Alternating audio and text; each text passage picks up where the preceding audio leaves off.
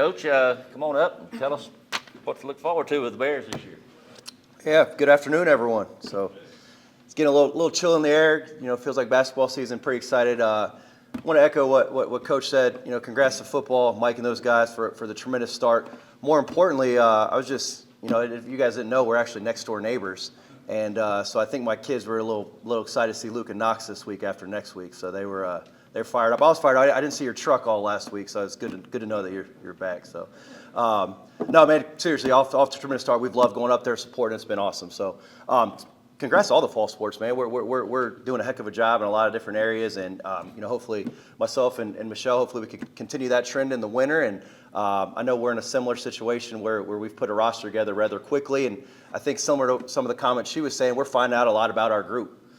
We've got 3 returners. We have 11 new guys that we put together from the span, I think, of really March 15th to kind of May 1st. So it's going to be a fun ride. We're excited. We think we've got the right group in here.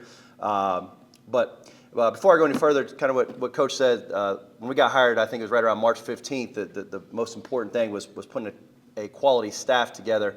And I know we did that. Got guys with all different backgrounds, all different coming from all different areas, but we have one common thing.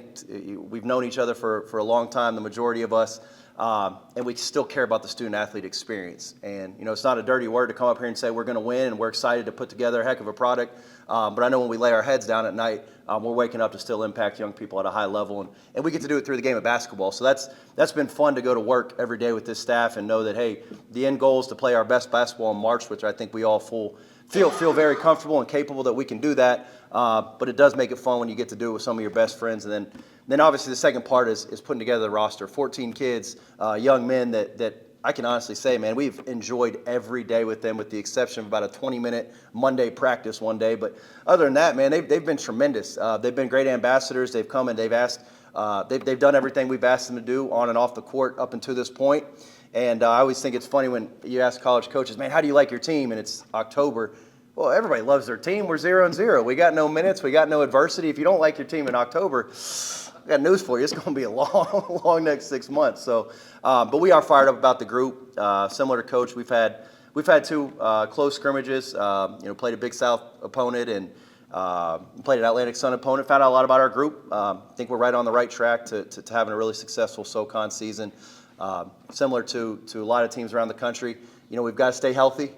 We've got some key guys and some key spots, but we've got to keep those guys ready to go come January, February, March. So just really excited to be here at Mercer University, fired up for this season, fired up for the group of guys we brought, and fired up that, November 7th, I think we got a chance to put a lot of people in that building and create some excitement.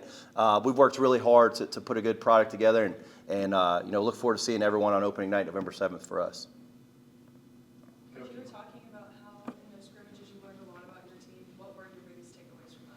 Well, I think we've got a really good point guard. We've got a guy that we think has a chance to be one of the best players in the league.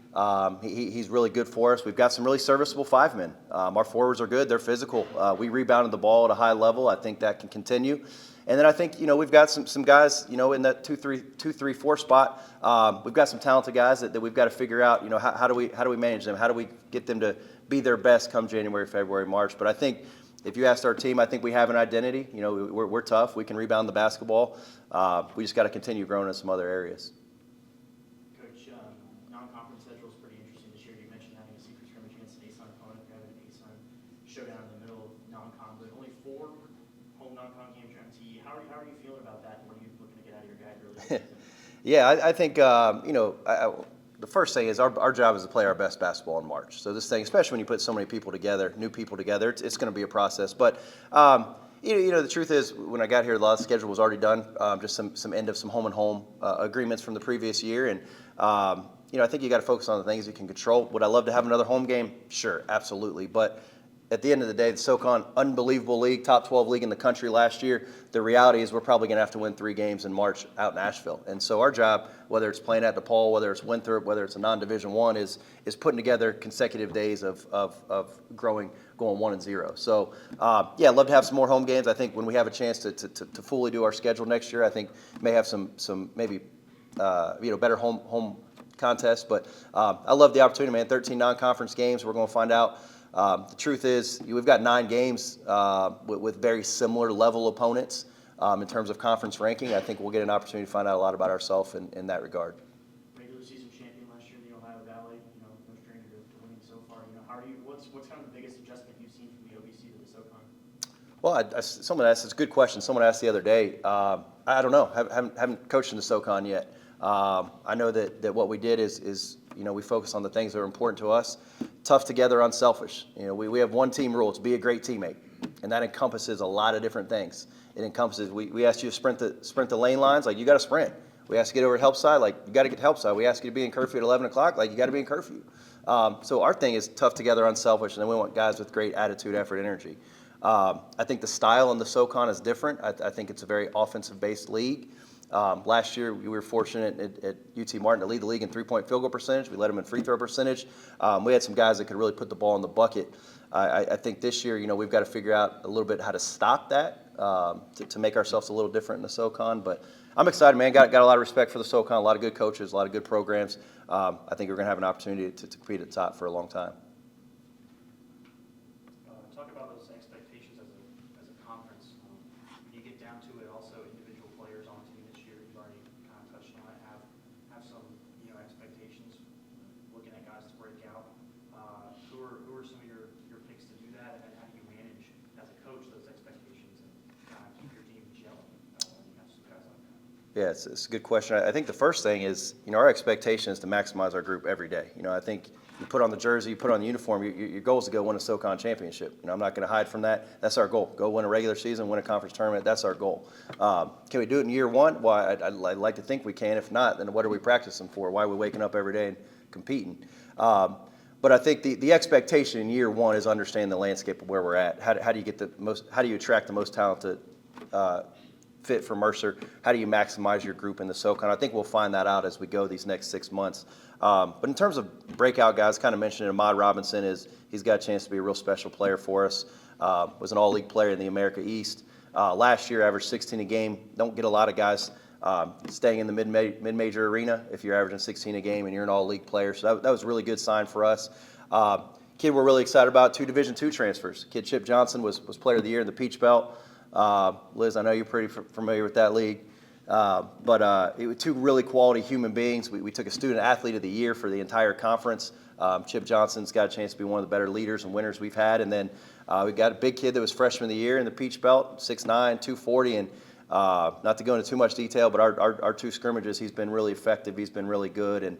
And not a lot of people are talking about it, but Alex Holt, he led the league in field goal percentage last year. He's a really quality forward, high character dude that plays with energy. So feel good about those guys. And I could go down the line: Cam Bryant, LV, Angel Montas, Jock Quinones. We've got some guys we think that once we gel and kind of figure out this thing January, February, March, we got a chance to compete.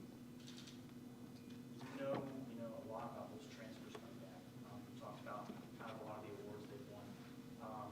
What's it been like building that relationship with some of the Mercer returning players? Talk about building that roster, but how it's a little difficult. But what kind of relationship did you build with them to get them to come back? And how big is that for you as a coach? Yeah, I think the first thing is, when you take over a job, you can't take anything personal. Everyone's in the portal. Everyone's looking at other pastures. I mean, shoot, I just left UT Martin to come here. I mean, I was in the transfer portal. I came here. This was a great destination for me. So I think the first thing is you got to take your feelings out of it. March comes, all these guys are in the portal, and honestly, we just said, hey, give us a chance. Listen to our vision, and if our vision matches yours, then let's have some conversation. But we're brutally honest in recruiting. We like to undersell and over-deliver. Don't want a guy that's coming here for the wrong reasons. That's the returners as well. And I think if you look at TJ Grant, Jock Quinones, and Alex Holt, they liked the vision that we had for this program. And ultimately, those were the 3 guys that thought they'd be a great fit, and we thought they'd be a great fit for us. So I think it's been tremendous. I mean, I think there's real genuine relationships. I think those guys are excited to be not just on the men's basketball team, but I think they're excited to be at Mercer. I think they value the education here. I think they understand how lucky they are to be at this institution. So just look forward to continuing to build more relationships or building more experiences with those guys.